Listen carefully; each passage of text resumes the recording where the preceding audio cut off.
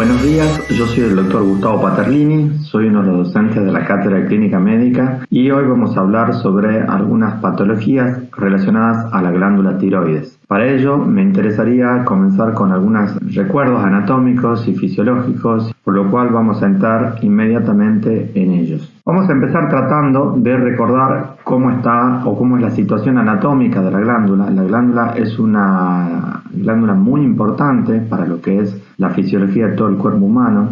La glándula tiroides regula múltiples actividades en múltiples situaciones fisiológicas de nuestro cuerpo, por lo tanto es muy interesante estudiar y saber cómo está situada anatómicamente. Está localizada en la región anterior del cuello. Es una glándula pequeña, si bien ya dijimos su importancia, su tamaño no es tan grande.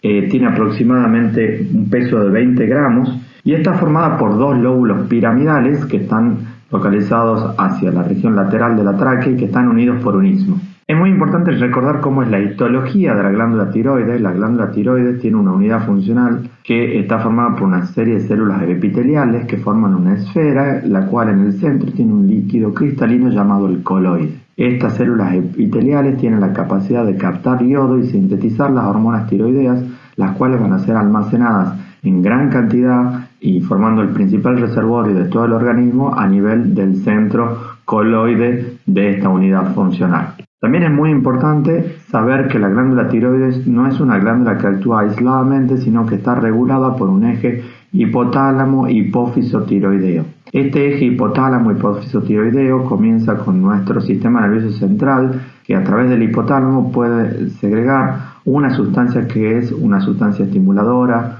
desde el punto de vista tiroideo de la hipófisis, la cual va a provocar que la hipófisis secrete al plasma TSH, que va a ser una hormona que va a estimular la síntesis de hormonas tiroideas por parte de la glándula tiroides, las cuales van a salir a la periferia. Todo ese sistema se ve regulado por un mecanismo de retroalimentación negativa, en la cual la hipófisis con su hormona TSH retroalimenta negativamente al hipotálamo, la tiroides con las hormonas tiroideas retroalimenta negativamente a la hipófisis y al hipotálamo, y la TSH, como dijimos, también puede inhibir la secreción del hipotálamo. Todo esto con la idea de tener una homeostasis interna y mantener el metabolismo tiroideo dentro de parámetros normales o ir regulándolo exactamente de acuerdo a las necesidades de las diferentes células y tejidos del cuerpo. Las hormonas tiroideas son muchas y de muchos tipos, pero es importante saber que están almacenadas en alguna parte para que nosotros podamos utilizarlas en el momento que nuestro organismo lo necesite. Más allá de la unión al coloide a nivel del tejido histológico de la glándula tiroides, en el plasma existe un gran reservorio de estas hormonas y el 99% lo hace unido a proteínas, pero proteínas de las cuales pueden separarse fácilmente para poder entrar a los tejidos. La principal proteína a la cual van unidas las hormonas tiroideas es la TBG, por sus siglas en inglés, que es la globulina transportadora de hormonas tiroideas, que acumula hasta el 70% de las hormonas circulantes, aunque también existe algún grupo de hormonas que va unida a la transtiretina o a la albúmina. El depósito plasmático de hormonas tiroideas constituye la segunda reserva de hormonas a nivel de todo el cuerpo humano, y lo que están haciendo las proteínas también hacen como un sistema de buffer y de homeostasis, tratando de regular qué cantidad de hormonas tiroideas están interactuando con los tejidos y mantienen un pool libre para interacción con estos, de manera que se puedan desarrollar los aspectos metabólicos relacionados con la producción, síntesis y acoplamiento de la hormona tiroidea. Como ustedes recordarán, las hormonas tiroideas tienen dos formas principales de presentación química, que son la T3 y la T4. La T3 es la forma más potente, la vida media es hasta de 1,5 días y su fracción libre puede ser de hasta un 0,3% del total. Pero sin embargo, la mayor parte de hormonas que existen es la T4, pero la T4, para poder ejercer su efecto en los tejidos, pierde un yodo y se forma en T3. La fracción libre es del 0,03% del total y la vida media es mucho más larga, de 8 días. Hay otras formas de hormonas tiroideas que están relacionadas a algunos tipos especiales de patología, pero la verdad que en la fisiología, que es lo que estamos hablando, no tienen una importancia de la magnitud de la cual sí la tienen la T3 y la T4. Bueno, ahora habiendo hecho un pequeño repaso, vamos a tratar de hablar de uno de los síndromes principales que, a qué puede aquejar a la glándula tiroides, y es el hipertiroidismo. El hipertiroidismo es una enfermedad en la cual la glándula tiroides se manifiesta con un exceso de su función y vamos a entrar en él en las próximas diapositivas. Bueno, para empezar con esta idea de aprender qué es el hipertiroidismo, vamos a tratar de plantearnos algunos objetivos con la clase y uno va a ser tratar de determinar cuáles son las características clínicas del síndrome de hipertiroidismo. Y acá es importante que ustedes entiendan que el hipertiroidismo no es una enfermedad en sí, sino es un síndrome que puede tener como causa o como enfermedad o como razón etiológica a muchas enfermedades. Vamos a tener que aprender bien a diagnosticar ese síndrome para luego poder interpretar cuáles pueden ser las enfermedades que estén produciendo esta situación. Vamos a tratar de conocer cuáles son esas enfermedades que se asocian a ese síndrome. Vamos a tratar de ver qué diagnósticos diferenciales se pueden establecer frente a una persona que tiene un síndrome de hipertiroidismo y vamos a tratar, que es lo más importante quizás desde el punto de vista de la práctica clínica, tratar de conocer e interpretar cuáles son los métodos complementarios para tratar de conocer cuál es la confirmación diagnóstica de esta enfermedad.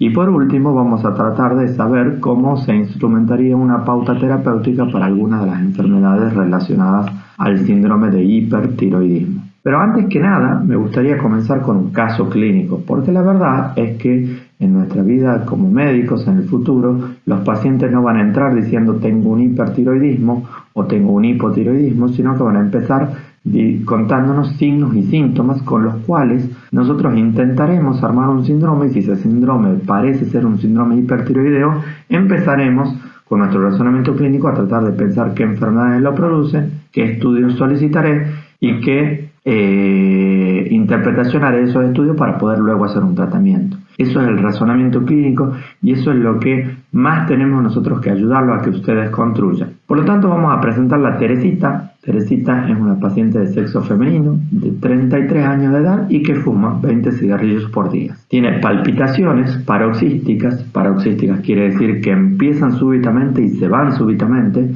Y también tiene un cansancio desde hace un año. Ha perdido 5 kilos de peso en el mismo periodo y tiene un antecedente familiar de que tanto su mamá como su hermana tienen enfermedades de la tiroides. Consultó porque de repente un día empezó con palpitaciones, esas palpitaciones no se dieron como sucedía o como venía sucediendo y fue atendida en una guardia donde le diagnostican una arritmia que se autolimita, que cuando ya está en la guardia termina la arritmia y entonces la mandan a que la vea un médico clínico. La arritmia, ustedes fíjense, este es el electrocardiograma, tenía un ritmo de una fibrilación auricular con una alta frecuencia ventricular. Entonces, bueno, esta es la situación que se dio espontáneamente y se le fue y no necesitó tratamiento. Entonces, con estos signos y síntomas nosotros tendríamos que empezar a pensar qué es lo que les puede estar pasando desde el punto de vista sindromático a Teresita. La revisamos a Teresita y Teresita está con una taquicardia regular, igual de 110 latidos por minuto. Está levemente hipertensa, pero con una diferencial importante. Tiene bastante diferencia entre la presión sistólica y la diastólica. La diferencial llega a un 90 milímetros de mercurio. Tiene un índice de masa corporal de 30. Los ruidos cardíacos son normales, los silencios son libres. El choque de punta es normal, pero tiene un pulso saltón. Pero no un pulso malo, pero un pulso intenso, digamos. El hábito es pícnico, el cuello es corto. Pero daría la impresión que tiene un pequeño agrandamiento de la glándula tiroides. Los párpados están levemente retraídos, la motilidad de los ojos, de los glóbulos oculares es normal, los ciclos menstruales los refiere como normales y nos cuenta que no consume ni café, ni drogas ilícitas, ni energizantes. Entonces, ya conozco sus síntomas y ya conozco sus signos, yo tendría que pensar qué síndrome puede estar teniendo esta paciente o qué es posible y qué es probable. Porque la diferencia entre lo posible y lo posible son prácticamente todas las cosas de las cuales podría estar enferma esta paciente, pero lo probable es lo que con mayor prevalencia estadística le esté sucediendo y eso tiene que ver con un análisis epidemiológico de la edad, del sexo, de las patologías que afectan a esa edad y ese sexo, con lo cual uno puede ir haciendo una idea de qué puede estar siendo lo estadísticamente más probable que le pase a esta paciente. Entonces uno podría decir, bueno, tuvo palpitaciones, tuvo una fibrilación auricular en el electro, puede estar pasándole algo cardíaco. La otra posibilidad es que le esté pasando algo endocrinológico y vamos haciendo una aproximación o por anatomía o por sistemas. O la otra posibilidad es que esta paciente esté consumiendo sustancias tóxicas y no nos esté reconociendo en el interrogatorio. Entonces, cuando uno piensa en algo cardíaco, decir algo cardíaco es decir algo muy general. Uno lo que puede empezar es tratar de afinar esa generalidad y decir, tiene un problema en una válvula, que son a veces las formas de enfermedades cardíacas en la juventud, tiene insuficiencia cardíaca, que es una falla en la función de bomba del corazón, tiene un problema de arritmia, un problema puramente eléctrico. Desde el punto de vista endocrinológico, afinamos un poco más nuestro pensamiento y nuestro razonamiento clínico y decimos, esta paciente puede estar teniendo un problema de la tiroides que está exacerbando o que está generando esos síntomas que nos refiere.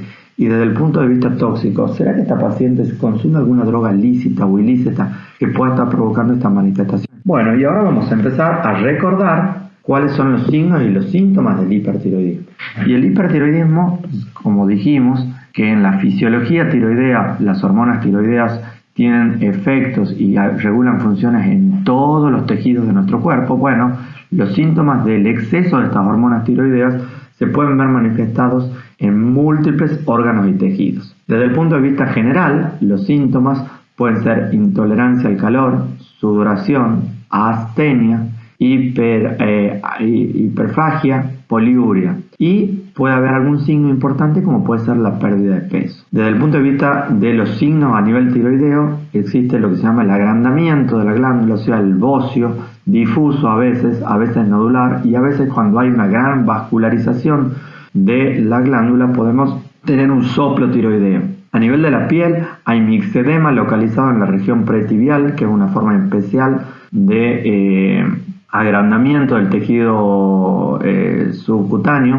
Puede haber una hiperhidrosis, puede haber caída del pelo, puede haber lisis a nivel de las uñas, puede haber prurito y puede haber urticaria. Y desde el punto de vista de la exploración física de la piel se presenta caliente y húmeda, con una hiperpigmentación, con eritrosis palmar, el cabello es fino, es sedoso, hay pérdida del cabello con una alopecia difusa. A nivel de los ojos, desde el punto de vista de los síntomas, los pacientes refieren quemazón e irritación conjuntival, pero a nivel de los signos hay una retracción palpebral, hay una disminución del parpadeo, hay una mirada fija, a veces puede haber exoftalmos y oftalmoplejía. Fíjense que esta paciente que le estamos tiene algunos de estos síntomas, como la intolerancia al calor, la hiperhidrosis y las molestias a nivel visual, por lo cual podemos pensar que realmente está teniendo algunos de los síntomas relacionados a esta enfermedad. En el aparato cardiovascular, la paciente puede presentar síntomas como disnea de esfuerzo y palpitaciones,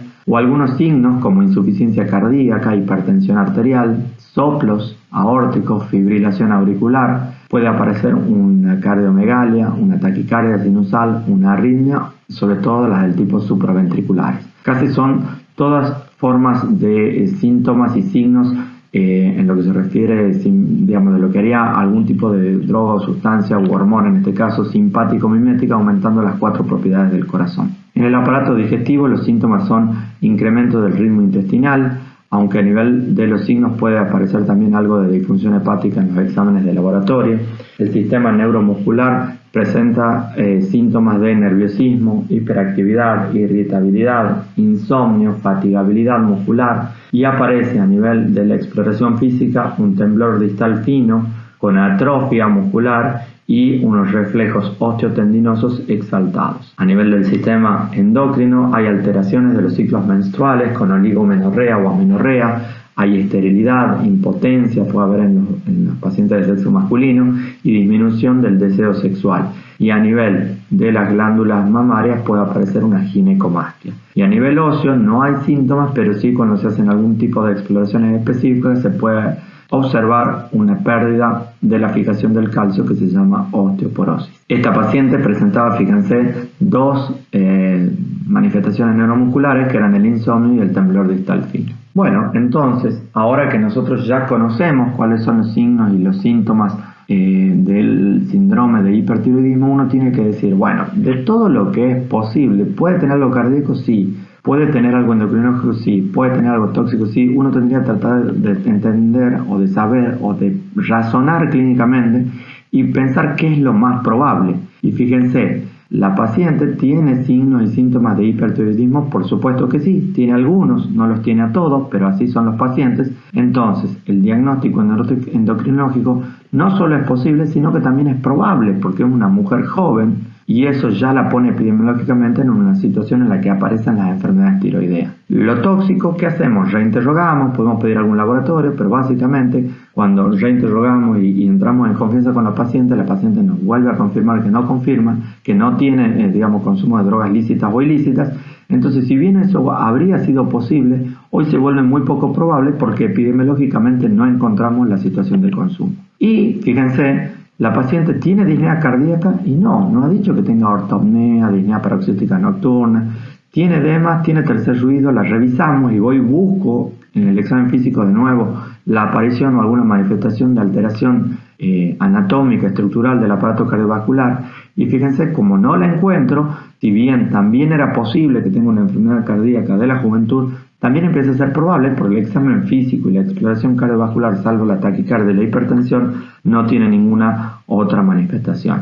Entonces, nosotros razonando clínicamente en qué síndromes puede tener y después tratando de ver de esos síndromes cuáles son los más probables, uno empieza a poder encontrar el ovillo de la madeja y salir de este laberinto que es la presentación de signos y síntomas aislados, como es cuando viene un paciente a nuestra consulta. Acá me interesa hacer una nueva stop porque cuando uno habla de patología tiroidea aparecen términos en los cuales nos podemos confundir. La primera cosa es qué es el hipertiroidismo y qué es la tirotoxicosis. El hipertiroidismo y la tirotoxicosis no son conceptos iguales, son muy similares y clínicamente pueden estar superpuestos, pero hay que entender desde ya que conceptualmente no son lo mismo y para ello vamos a empezar diciendo que el hipertiroidismo es un exceso de hormonas tiroideas que proceden de una mayor síntesis y secreción hormonal por parte de la glándula tiroidea. Cuando yo tengo hipertiroidismo, tengo un exceso de la función de las hormonas tiroideas a nivel de todos los tejidos, pero eso está producido porque mi glándula tiroidea está secretando demasiadas hormonas tiroides al plasma. Por el contrario, la tirotoxicosis también es un exceso de hormonas tiroideas circulantes, pero acá no nos importa su origen, puede ser endógeno o exógeno. O sea, si una persona tiene una sobredosis farmacológica de hormonas tiroideas, va a tener una situación de tirotoxicosis, pero no va a tener una situación de hipertiroidismo. La otra cosa es qué es el bocio, porque el bocio es una palabra que se usa de manera, corriente en la calle y es una forma difícil de decir algo que es muy sencillo, que es el agrandamiento o difuso o nodular de la glándula tiroidea, ¿ok? Entonces tenemos que tener claro qué es el hipertiroidismo, el exceso de hormonas tiroideas que provienen de la glándula, la tirotoxicosis, que es el exceso de hormonas tiroideas provengan de la glándula o provengan de una fuente exógena, y qué es el bocio, que es el agrandamiento de la glándula tiroidea. Cada situación de esta puede coexistir con la otra o puede presentarse independientemente sin tener ninguna de las otras situaciones.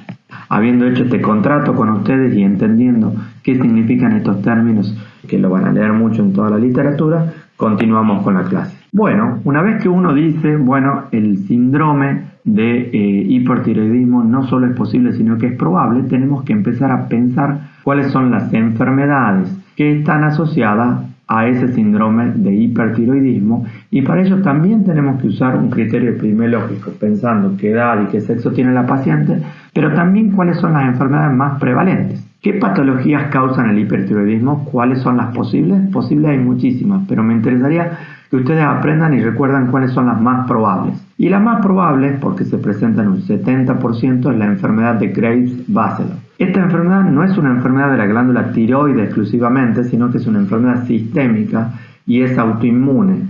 Y eso hace que hay una serie de autoinmunidad con reacciones cruzadas anticuerpos que afectan muchos tejidos, entre ellos los tejidos de la glándula tiroide. Esta enfermedad de Graves-Basedow cursa con hipertiroidismo, cursa con un agrandamiento difuso de la glándula y cursa con una enfermedad o una forma de manifestación oftalmopática y cursa con una forma de presentación periférica que es el mixedema pretibial. Siempre que yo encuentre hipertiroidismo y si reviso la glándula tiene un bocio difuso, lo más probable es que estemos hablando de una enfermedad de Graves-Basedow desde el punto de vista estadístico. Hay otras formas de presentación del hipertiroidismo que son los bocios nodulares. Y acá, desde el punto de vista anatómico, a diferencia del Graves Basedow, la presencia del agrandamiento es, no difuso, sino que nodular. Estos bocios uninodulares constituyen el 25% de las enfermedades relacionadas a la glándula tiroides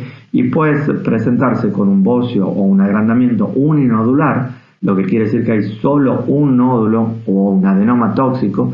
Y acá tenemos dos manifestaciones clínicas, el síndrome de hipertiroidismo y el nódulo cuando palpamos la tiroides. La otra forma que podemos encontrar es el bocio multinodular o multiheteronodular tóxico, en el cual hay un agrandamiento, pero ya no de un nódulo, sino que de varios nódulos, y esta enfermedad presenta el síndrome de hipertiroidismo, y cuando palpo la glándula no encuentro un bocio difuso, no encuentro un solo nódulo, sino que lo que encuentro son múltiples nódulos a nivel de ambos lóbulos de la tiroides. Cuando uno ve esto, dice entonces fácil, si alguien tiene hipertiroidismo, tengo que palpar la glándula. Si la glándula está agrandada de forma difusa, uno dirá, probabilísticamente esto tiene altas chances de ser una enfermedad de Graves Basedow. Si encuentro un síndrome de hipertiroidismo y palpando la glándula veo un solo nódulo o múltiples nódulos, con seguridad vamos a estar pensando que pueden ser los bocios multinodulares tóxicos que constituyen el 25%. Fíjense que estas dos enfermedades se llevan el 95% de los hipertiroidismos, y después hay causas infrecuentes como puede ser la tirotoxicosis inducida por yodo, que se llama Graves Basedow, o inducida también por amiodarona, algunas formas de cáncer folicular de la tiroides, algunas formas especiales de tiroiditis, hay enfermedades de la hipófisis en las cuales hay una secreción excesiva de TSH, los tumores hipofisiarios, o algunas formas de coriocarcinoma. La otra cosa que tenemos que tratar de entender es cuáles son las causas de tirotoxicosis asociadas a tiroidismo, y en esta clasificación, que es lo mismo que decir que cuáles son las causas de hipertiroidismo, por supuesto ya dijimos que la enfermedad de Graves Basedow y la enfermedad de Plummer, que es otra forma de llamar la enfermedad nodular de la tiroides, se llevan el 95%. Y después les dijo todas estas formas para que ustedes las repasen, las formas infrecuentes, que van a ser las que epidemiológicamente menos presentación van a tener a la hora de que ustedes evalúen un paciente con un síndrome de hipertiroidismo. Entonces volvamos a Teresita, que es la paciente que estamos atendiendo. Teresita, ¿tiene hipertiroidismo? Ya dijimos que sí. Entonces dijimos que el segundo paso es revisar cuidadosamente la glándula. ¿Tiene bocio? Entonces la pregunta, ¿está agrandada la glándula tiroides? ¿Ese agrandamiento es difuso, es nodular o es multinodular? Bueno, y para eso vamos a tener que recordar cómo es la palpación de la tiroides, y para hacer la palpación de la tiroides nosotros tenemos que tener un paciente al cual vamos a ir desde el mentón, la línea media, bajando a nivel de la línea media del cuello hasta que encontremos el techo del cartílago tiroideo. Extrañamente tienen que recordar que el cartílago tiroideo no está anatómicamente cerca de la glándula tiroidea, por lo cual tengo que seguir bajando, pasar palpándolo a todo el cartílago tiroideo, y exactamente donde encuentro la membrana cricotiroidea, ahí es la posición en la que está el istmo de la glándula tiroides, entre uno o dos anillos traqueales por debajo de ese istmo, de ese cartílago de la membrana cricotiroidea.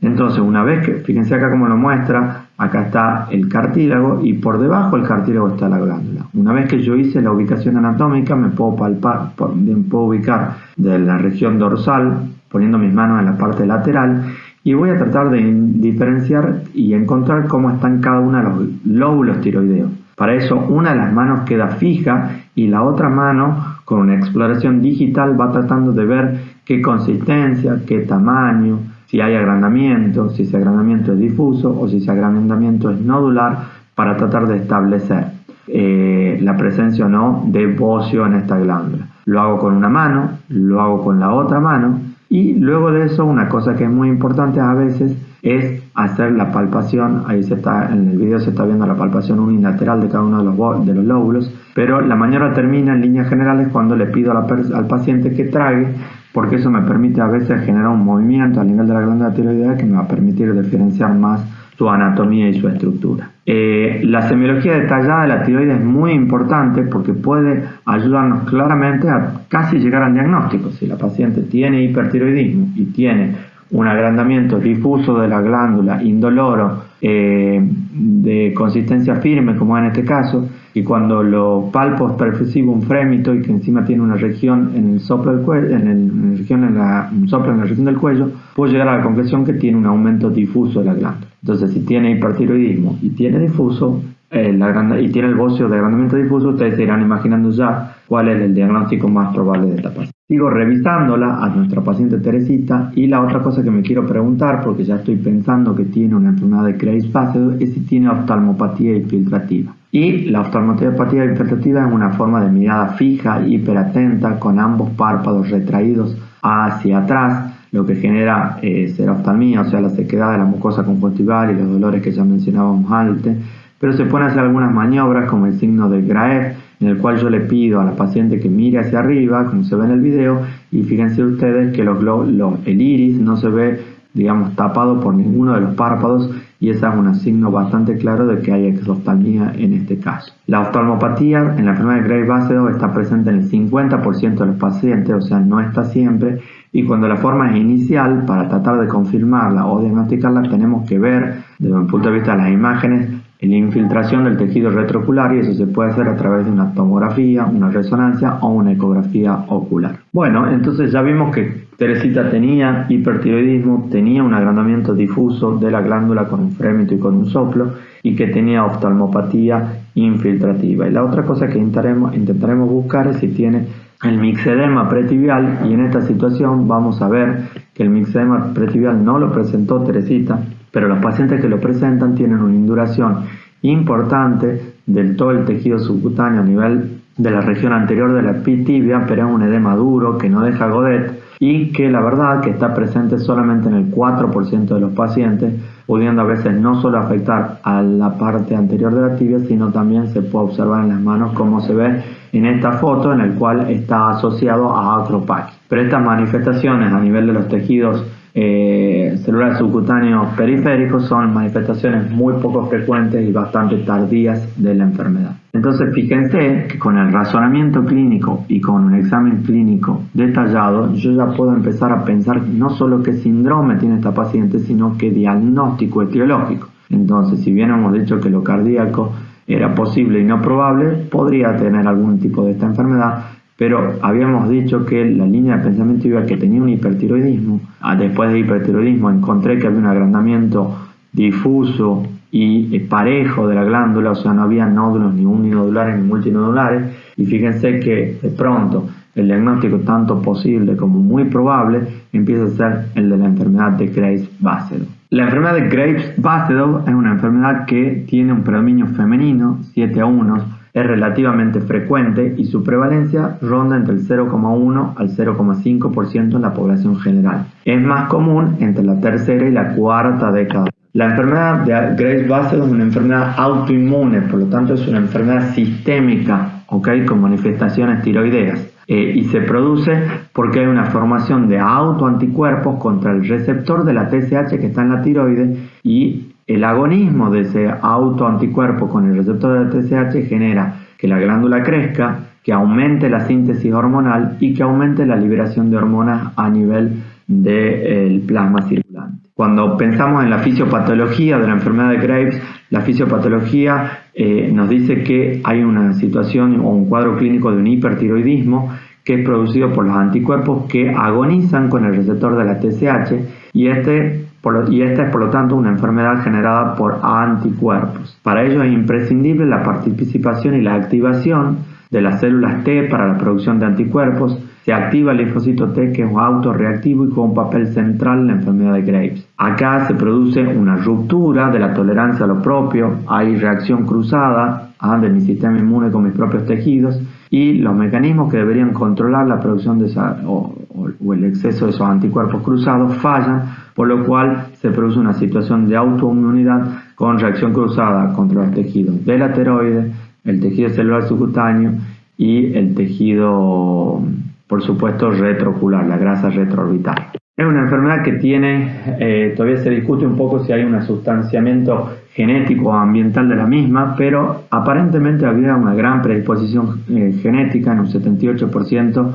Hay asociación familiar, fíjense que la hermana y la madre de Teresita tenían manifestaciones o problemas tiroideos. Tiene en los gemelos bastante ocurrencia de la forma de tipo de herencia homocigota y en general se da más en la población caucásica y está relacionada contra algunas manifestaciones del HLA en B8 y DR. También se piensa que hay algunos factores ambientales que sobre una base genética pueden gatillar la enfermedad, sobre todo cuando hay algunas infecciones por Yersinia enterocolítica, cuando la glándula tiroidea ha sido sometida a radiación, cuando hay mucho estrés físico psíquico o cuando la paciente fuma. En general tenemos que conocer cuáles son los antígenos y los anticuerpos que se generan en la enfermedad de Graves-Basedow, y los anticuerpos que se generan son en general en varias enfermedades puede haber de 3 tipos: el anticuerpo contra la tiroglobulina, el anticuerpo contra la tiroperoxidasa y el anticuerpo al receptor de la TSH o TRAP.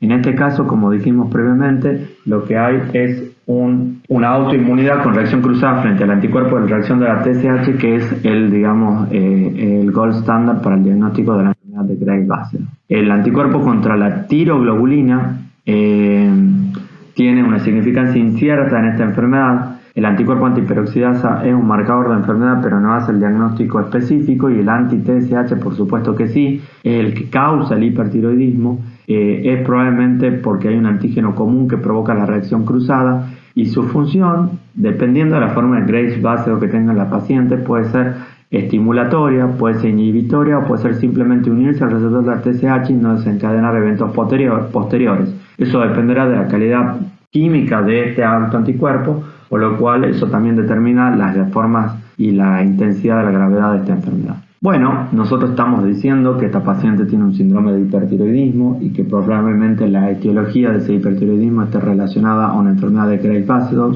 pero tenemos que saber qué se le pide o qué se le solicita a una paciente que yo ya sospeché clínicamente, tanto para confirmar el diagnóstico de enfermedad de Graves-Basedow como para excluir algunas otras enfermedades. Entonces, por un lado vamos a decir, como si bien puede tener algo cardíaco, aunque sea poco probable, uno tiene que pedirle un electrocardiograma, que es un método sumamente sencillo y que no solo me permite evaluar cuán bien o cuán mal está el aparato cardiovascular de esta paciente, sino que también me permite manifestar o objetivar qué manifestaciones de un hipertiroidismo está viendo a nivel del aparato cardiovascular. Le pedimos un electro que es normal, en este caso del ejemplo que estamos usando, le pedimos un ecocardiograma en el cual no hay valvulopatías, no hay disfunción del músculo cardíaco, por lo cual está normal, y en un Holter de 24 horas vemos que la paciente está permanentemente taquicárdica. Para hacer el diagnóstico de una enfermedad de Graves-Basedow relacionada al hipertiroidismo original, hay que pedirle una rutina de hematología y química, pero el laboratorio específico va a tener que ver con pedir y dosar la TSH, pedir y dosar la T4 libre y la T3 libre, y pedir los anticuerpos que actúan contra la tiroides, que son el antiperoxidasa, el antitiroglobulina, y sobre todo no olvidar pedir el que es el gold standard para hacer el diagnóstico de esta enfermedad, que es el antirreceptor de la TSH o TRAP. Nos quedamos con esta última parte y ya hablando específicamente de la tiroides. Si uno quiere ver además qué está pasando a nivel de la tiroides desde el punto de vista de su función, puede pedir una curva de captación de iodo 131, que la glándula tiroidea está sintetizando en alta cantidad hormonas tiroideas y mandándolas a la sangre. Por supuesto va a tener una alta captación de yodo, que es la materia prima para la síntesis de hormonas tiroideas, y la otra cosa que podemos tratar de establecer es qué cantidad de hormonas tiroideas y qué cantidad de yodo capta esa glándula a través de otro método que es el centellograma tiroideo. Fíjense que en el caso de Teresita el laboratorio presenta una anemia normocítica normocrómica, que es bastante frecuente de encontrar en los pacientes que tienen hipertiroidismo, y es sobre todo una anemia relativa por aumento de la volemia. La TSH, por la retroalimentación negativa de la cual hablamos al inicio de la clase, está abolida o suprimida con un valor menor a 0,1 microunidades por litro. Por supuesto que el hipertiroidismo está causado por un exceso de hormonas circulantes provenientes de la tiroides, por lo cual la T3 y la T4 están totales y tanto las libres están altamente elevadas, y los anticuerpos, el antiperoxidasa está positivo, el antitiroglobulina está positivo, pero lo que importa para hacer el diagnóstico es que el anti-TSH está positivo y nos da el diagnóstico definitivo de esta enfermedad. Con una curva de captación de iodo 131 vamos a ver que la curva de captación normal se manejan estos rangos en los cuales está mostrado acá en las líneas negras y el intervalo que hay de el pintado en gris, pero acá hay un exceso de captación del iodo 131 que se ve acá en la línea celeste, lo cual nos está diciendo que la glándula tiroides está usando muchísima cantidad de materias primas para tratar de sostener la hiperproducción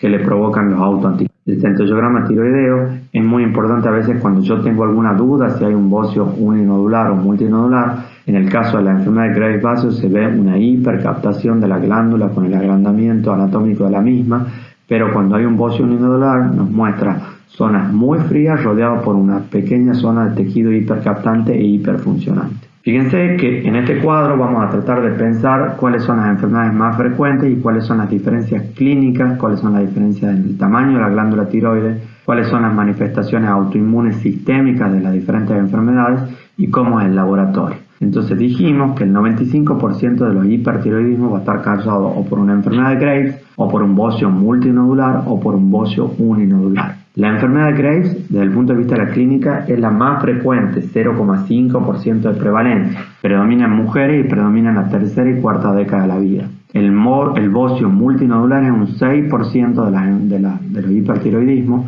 también predomina en mujeres y también predomina en la tercera edad. Y el uninodular es el 15% de los hipertiroidismos, predomina en mujeres y también en la tercera y cuarta década de la vida. Por lo cual, todas las formas de hipertiroidismo predominan en mujeres y en general en la tercera a cuarta década de la vida, por lo cual esa es la situación epidemiológica justo que pusimos como ejemplo de Teresita. Cuando uno determina que alguien tiene un hipertiroidismo, va a tratar de determinar rápidamente cómo está la glándula tiroidea, y si la glándula tiroidea está pequeña o moderadamente grande, pero de manera uniforme, uno empezará a pensar en una enfermedad de Graves. Pero cuando encuentra un bocio multinodular está muy agrandada y con nódulos fácilmente palpables, y el bocio uninodular lo que provoca es una asimetría, sobre todo a la exploración física de la glándula tiroides, porque determina que un lóbulo va a tener un nódulo y va a estar más grande que el otro. Las manifestaciones autoinmunes, recuerden, la enfermedad de Graves es una enfermedad sistémica, por la cual es la única forma de hipertiroidismo que tiene manifestaciones en otros tejidos.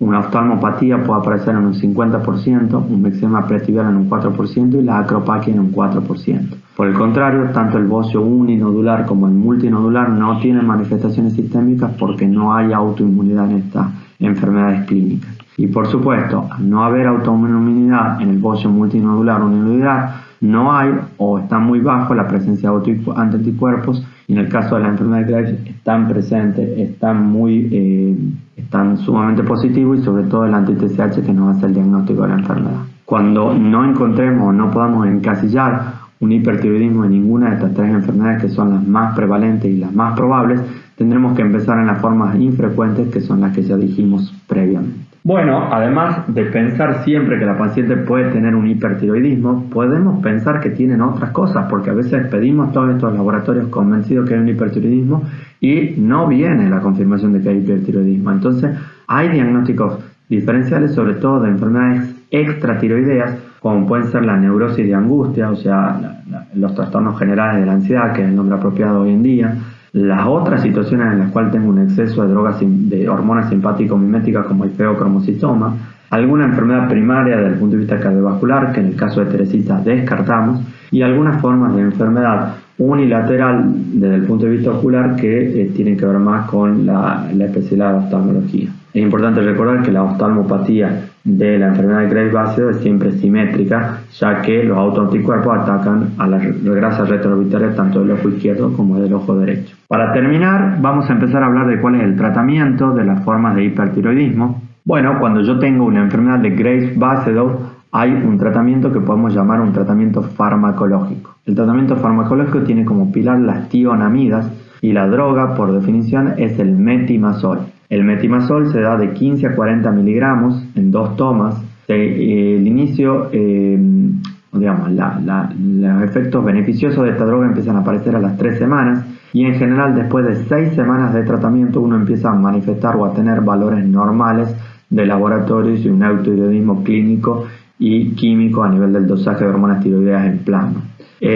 Cuando el paciente está eutiroideo se puede reducir la dosis hasta 5 a 10 miligramos por día y el tratamiento generalmente siempre será de mediano plazo con una duración de 6 a 18 meses. ¿Cuáles son los cuidados y los efectos adversos que puede tener el metimazol? En las primeras semanas, un 5% de los pacientes puede tener rash cutáneo, urticaria, prurito, artralgias y náuseas. Estas, si bien son las reacciones adversas frecuentes, tenemos que saber que en los primeros meses pueden aparecer las reacciones adversas más graves. Un 0,5% puede presentar una depresión de la médula ósea con agranulocitosis y un 0,2% presentará hepatotoxicidad. ¿Cuándo hay que tener signos de alarma? Sobre todo al principio, cuando iniciamos, cuando el paciente tiene fiebre, odinofagia o úlceras en la orofaringe, hay que suspender de inmediato la medicación. También para ayudar a reducir el efecto periférico de las drogas, de las hormonas tiroideas, vamos a usar los beta bloqueantes. Esto para tratar de generar una mejoría sintomática, no un tratamiento, digamos, de base. La droga que se usa es el propanolol, de 40 a 80 miligramos por día en 2 a 4 tomas diarias. El propanolol es un simpático líptico que mejora sobre todo toda la sintomatología adrenérgica. Las dosis altas, más de 160 miligramos por día, también se dice que puede bloquear la conversión periférica de T4 a T3, con lo cual ayuda a disminuir la acción de estas hormonas a nivel de los diferentes tejidos. A la glándula tiroidea también puede realizarse un tratamiento radioisotópico, y eso se hace cuando hay enfermedad de Graves, cuando hay bocios uni o multinodulares.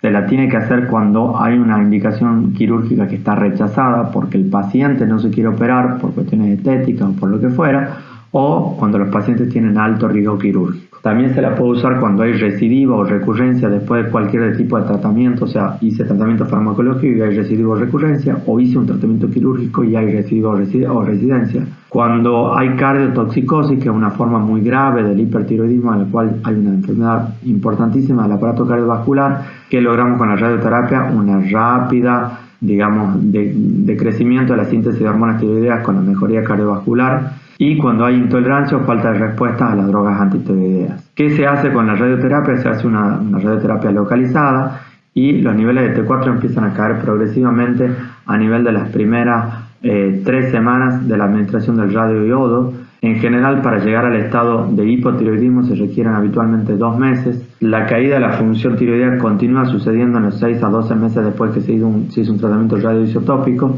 y hay que saber que hasta un 10 y un 20% de los pacientes desarrollan hipotiroidismo porque la droga radioisotópica a veces mata muchos más folículos de lo que querríamos, y hay que saber que muchas veces después de eso, ante la regeneración de algún tejido tiroideo, puede regresar al eutiroidismo o al hipertiroidismo luego de 3 a 6 meses de que se ha administrado el tratamiento radioisotópico. También nos queda el tratamiento quirúrgico. El tratamiento quirúrgico es tanto en adolescentes como adultos jóvenes cuando tienen bocios de gran tamaño, cuando ha habido fracaso o efectos indeseables a las drogas antitiroideas, cuando hay fracaso reiterado a más de 3 intentos de tratamiento con el iodo 171, y sobre todo cuando una paciente está planificando un embarazo, que es una situación en la cual no puede recibir ni metimazol ni tratamiento radioisotópico. Particularmente para el bocio uni o multinodular, el tratamiento del radioterapia 131 es muy seguro y muy eficaz, con una dosis fija entre 20 a 30 milicurie.